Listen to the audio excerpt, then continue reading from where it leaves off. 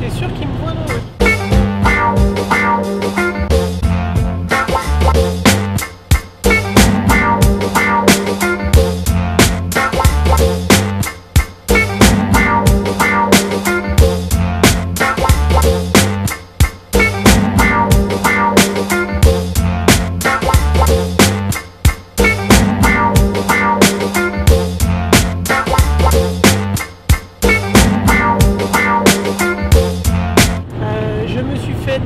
Une fracture de fatigue au tibia et mélangé à une très grosse tendinite au niveau du tendon rotulien qu'on appelle la pulpalgie du genou parce que c'est très mal placé. C'est entre la rotule et le tibia antérieur et en fait ça a été très douloureux et j'ai beaucoup forcé dessus donc voilà. Ça fait depuis le 8 novembre que je traîne ça et bon, la fracture elle est partie et par contre la tendinite ça a un peu plus de mal à se résorber et à redevenir comme avant en fait.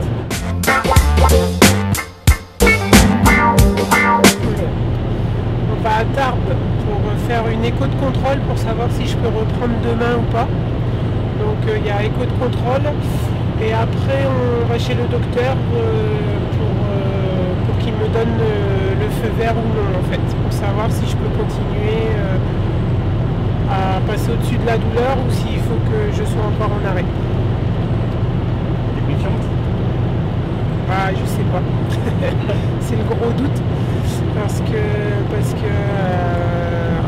j'aimerais réellement reprendre. Je me sens bien même si j'ai encore des douleurs. Maintenant, il faut voir parce que comme il y a du liquide dans mon genou, il faut voir s'il y a un épanchement et c'est ce qui me fait plus mal. Et il faut voir si c'est parti, si c'est diminué, si on peut jouer avec la douleur ou pas en fait. Donc confiante, je suis mitigée en fait. J'aimerais, mais la dernière fois que j'étais contente, il m'a refait une injection et j'étais arrêtée un mois, donc on va voir.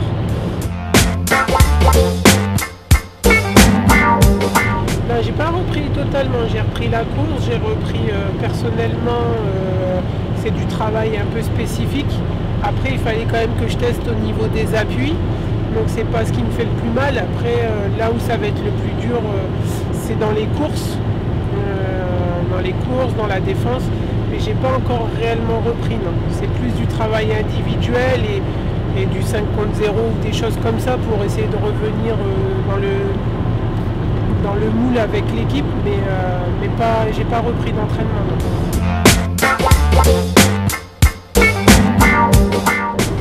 C'est difficile parce qu'en fait depuis ma fracture de fatigue au pied j'ai que des problèmes qui s'enchaînent et dans ma jambe gauche en fait, donc c'est un petit peu compliqué parce que chaque été je me prépare physiquement pour arriver au top et ça fait 2 saisons où je me blesse quasi dans la même période, donc c'est pas facile. Et puis là les 4 mois c'est difficile parce que le club il n'est pas dans une bonne position et forcément c'est pas très amusant de le voir et de pouvoir rien faire en fait, d'être impuissant face à ça. Après non, je l'ai pas super bien vécu dans le sens où comme je disais tout à l'heure quand on va voir le médecin et qu'en fait on doit refaire une injection et que cette injection elle prend plus de temps et que c'est compliqué, ouais, c'est compliqué parce qu'à un moment donné on a envie de faire partie de l'équipe, on a envie de revenir, on a envie de jouer, on a envie de... Et être toujours à l'écart c'est pas évident quoi. Et là c'est un long arrêt qui laisse des traces en tout cas. Et, ouais, ça a été difficile, ouais, complètement même. Parce que on perd quand même Émilie, on perd Lydia, on perd Olivia, on me perd, enfin je veux dire on perd quand même, sur cette joueuse on en perd 4. Et bon, quand on perd notre meneuse qui est au niveau international, ouais, ça fait mal, ouais, ça fait vraiment mal parce que derrière il y a eu un déséquilibre dans l'équipe qui s'est réellement fait ressentir. Derrière, on enchaîne des matchs et qu'on perd, mais qu'on perd parce que physiquement on est épuisé. Jérôme, il essaie de trouver des solutions, mais c'est très compliqué. Donc ouais, ça a été difficile. Ouais. Ça a été difficile d'encaisser pour tout le monde. Ça a été difficile parce que Émilie, c'est une très grosse blessure. Parce que Olivia, ça a été une très grosse blessure. Parce que Lidija, ça a été une grosse blessure. Parce que moi, c'est une grosse blessure. Donc ouais, ça laisse des traces et ça fait mal, quoi. Ça a été vraiment dur pour l'équipe. Oui. À chaque fois, ça a mis un coup. Et c'est tombé vraiment comme des dominos parce que ça a été vraiment à la suite en fait. Donc ouais, ça a été très dur. Ouais. Bah oui, complètement, ça n'a plus rien à voir. Hein. Déjà, on retrouve Olivia qui revient.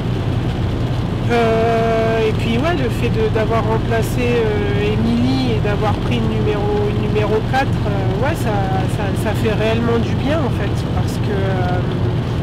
Parce que l'équilibre de l'équipe se retrouve, parce que ce sont de très bonnes joueuses qui apportent énormément, parce que ça a mis un nouveau souffle dans l'équipe. Maintenant, il y a quand même eu des traces de 2015 dans la tête de beaucoup, parce que ça a réellement été difficile.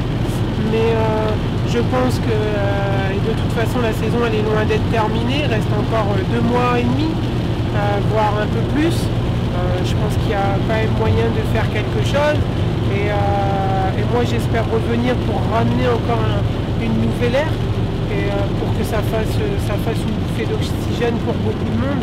Et donc ouais, la venue des 2 nouvelles américaines, ouais, c'est vraiment pas mal et puis Tiana, elle a quand même prouvé qu'elle avait réellement le niveau alors qu'elle revient de grossesse et ça fait réellement du bien. Ouais.